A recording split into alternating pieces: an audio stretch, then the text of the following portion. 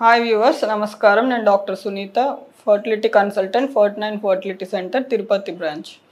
ఈరోజు నేను ఒక ఇంపార్టెంట్ టాపిక్ అయిన ఓరల్ కాంట్రాసెప్టివ్ పిల్స్ అంటే ఏంటి, వీటి వల్ల బెనిఫిట్స్ ఏంటి, వాటి ఎఫెక్ట్స్, ఫర్టిలిటీ మీద వాటి ఎఫెక్ట్స్ ఎలా ఉంటాయి అనే దాని గురించి మాట్లాడుకుందాము. జనరల్గా ఏంటంటే ఓరల్ కాంట్రాసెప్టివ్ పిల్స్ అంటే మనకి జనరల్గా బర్త్ కంట్రోల్ కోసం యూస్ చేస్తాము. సో అదర్ రీజన్స్ కూడా ఉన్నాయి.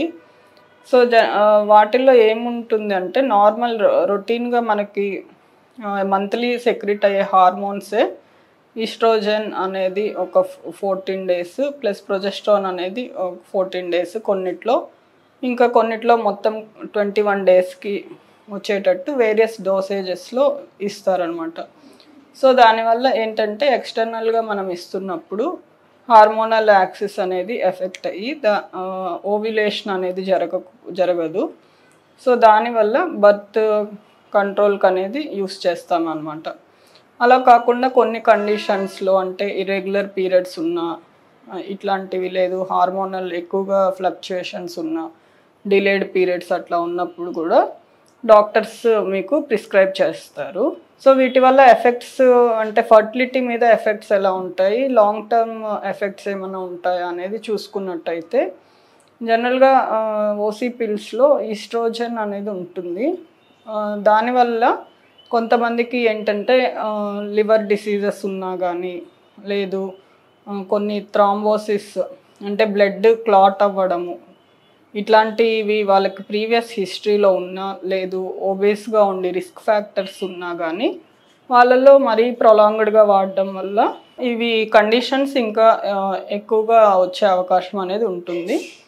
అందుకనేసి రీసెంట్గా ఉన్న ఓసీ పిల్స్లో అయితే మనకి డోసేజ్ అనేది ఈస్ట్రోజన్ డోసేజ్ చాలా తక్కువ ఇస్తారు.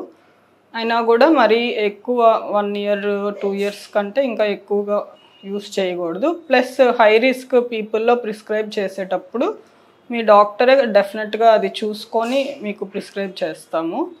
ఇంకా ఫర్టిలిటీ మీద ఎఫెక్ట్ ఏంటి అంటే జనరల్గా ఓసీ పిల్స్ వాడితే ప్రెగ్నెన్సీ అప్పుడైతే రాదు. అలా కాకుండా స్టాప్ చేసినా కూడా ఒక 2-3 months దాని ఎఫెక్ట్ ఉండొచ్చు అనేది ఉంటుంది, ఆ హార్మోన్స్ అన్నీ మళ్ళీ నార్మల్ అవే వరకు.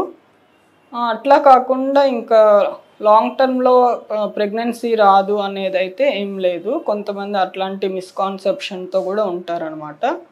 అలా కాకుండా ఇంకా ఐవీఎఫ్కి వెళ్ళినప్పుడు జనరల్గా ఎడినోమయోసిస్ లేదు పీసీఓఎస్ ఇట్లాంటివి ఉన్నప్పుడు డాక్టర్సే మనం ట్రీట్మెంట్ స్టార్ట్ చేసే ముందు 1-2 months ఇస్తుంటాము.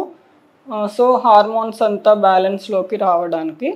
So under doctor prescription మీరు యూస్ చేసినప్పుడు major side effects or major problems ఏమీ ఉండవు అనమాట. సో ఇది కాంట్రాసెప్టివ్ పిల్స్ గురించి ఉన్న మిత్స్ అండ్ ట్రూత్స్ అనేది మీకు అర్థమైంది అనుకుంటున్నాను.